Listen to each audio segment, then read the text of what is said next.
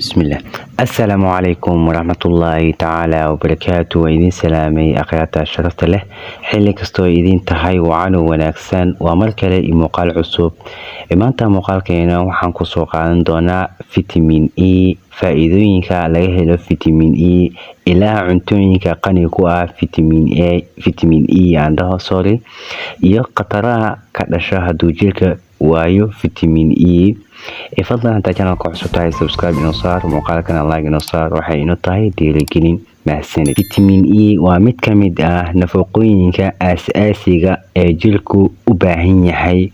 Wuxuu awood siiyaa difaaca jirka, wuxuu unugyada jirka ka ilaaliyaa in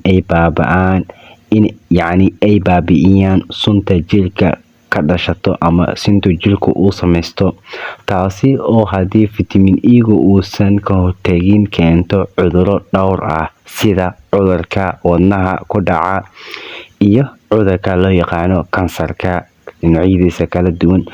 Wuxuu caawiyaa sameynta unugyada dhiigga cascas. Unugyada dhiigga cascas in la sameeyo waxaa kaalin libaax ka qaata vitamin E-ga. Wuxuu kaloo ku caawiyaa jirka inuu ka faa'iideysto fitamiinada kala duwan iyo waxyaalaha nafaqooyinka kala duwan. Vitamin E-ga wuxuu ku milmaa dufanka, waxaana laga helaa cuntooyinka kala duwan.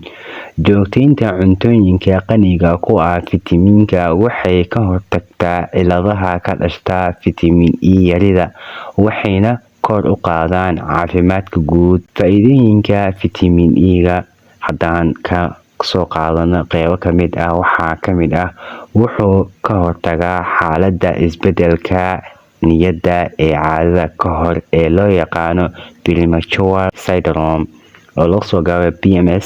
Cudurka loo yaqaano degenerative diseases sida cudurka xusuusta iyo guud ahaan unugyada maskaxda dila ee loo yaqaano Alzheimer's disease iyo caleemada.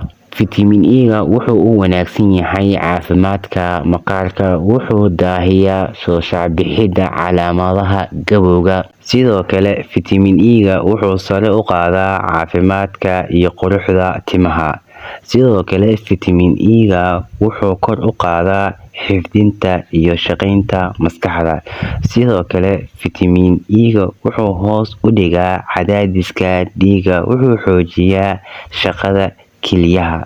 Sidoo kale vitamin E-ga wuxuu ka hortagaa cudurka kansarka. Sidoo kale vitamin E-ga wuxuu kiciyaa awoodda ragga, wuxuuna ka hortagaa cilada aragga lumiya, cilada aragtida, qofku inuu daciif aragtidiisa oo kale uu ka hortagaa vitamin E-ga. Sidoo kale wuxuu daweeyaa cudurka beerka xeerta leh, wuxuuna hagaajiyaa shaqada beerka, wuxuuna ka ilaaliyaa in dufanka uu ku ururo ama meesha dufanku uu ku bato beerka korkiisa. Sidoo kale vitamin E-ga faa'iidooyinkiisa waxaa ka mid ah wuxuu sare u qaadaa tayada shahwada ragga, wuxuu wanaajiyaa dhalmadooda. Cuntooyinka qaniga ku ah vitamin E-ga waxaa ka mid ah lowska noocyadiisa kala duwan sida almonds, peanuts, walnuts iyo hazelnuts waxay qani ku yihiin vitamin E. Lowska nooca almondska wuxuu ugu horeeyaa cuntooyinka laga helo vitamin E oo u wanaagsan caafimaadka habdhiska, lafahana adkeeya. Waxaa kaloo lowska ku badan fiber oo ka hortagta cilada dheefshiidka. Lowska kale ee loo yaqaan hazelnuts-ka wuxuu qani ku yahay vitamin E iyo maadada folate oo u roon haweenka uurka leh.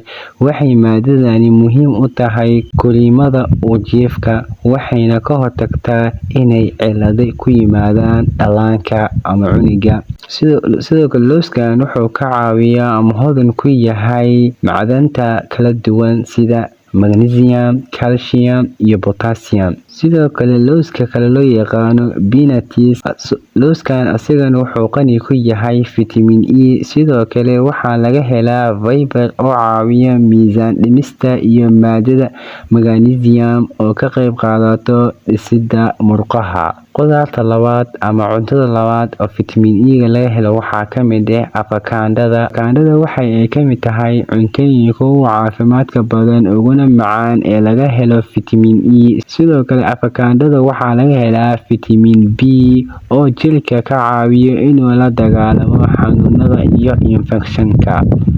Waxaa kaloo avocado ku badan walxaha carotenoids sida lutein iyo zeaxanthin, kuwaas oo ka hortaga cilladaha aragga sida caadka indhaha iyo xanuunka loo yaqaan macular degeneration oo yimaada qofka marka uu gaboobo. Qudaarta kale ama cuntada kale waxaa ka mid ah barbarooniga.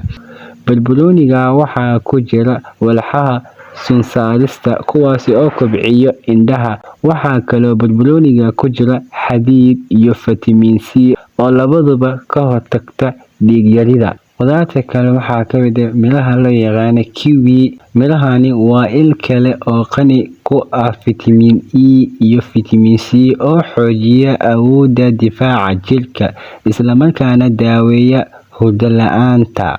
Waxaa kaloo ka mid ah cuntada kale loo yaqaan gabbaldayaha. Miraha gabbaldayaha iyo saliidda sunflower seeds. Sunflower oil waxaa ku badan vitamin E. Miraha gabaldayuhu waa kuwo nafaqo badan oo caafimaadka u roon.